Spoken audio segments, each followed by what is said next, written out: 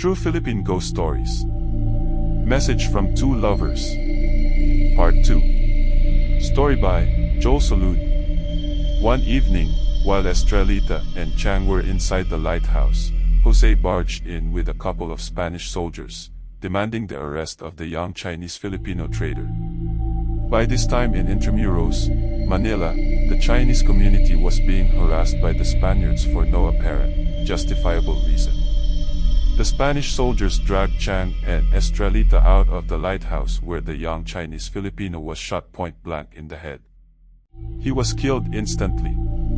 Estrelita, fearing for her life, ran back to the lighthouse until she reached the top. Jose, vowing to claim Estrelita's chastity before killing her, tried to rape the poor maiden. But it was too late. Upon reaching the top, Estrelita leaped from the ledge to her death, her head and body crashing on the jagged rocks below. Her last words were, according to those who knew the story, "Hindi kita maho."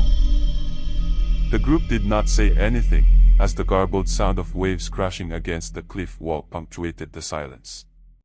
Junie, who by then had already consumed about 4 cans of beer, stood up to go to the John. It was a small room at the side of the window.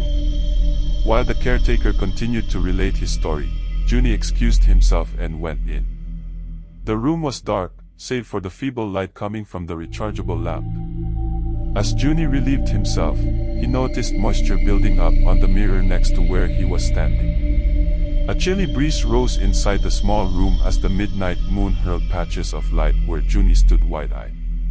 Suddenly, Rodel, Mark, Cynthia and Jen heard Junie scream from within the bathroom. They rushed to see what happened. There they saw Junie, immobile, his eyes fixed on the mirror beside him. On the cracked mirror, words were spelled out as droplets of water ran down the unpolished glass. Hindi kita maho. Junie, they all remembered, is a Spanish mestizo. The group fled the lighthouse.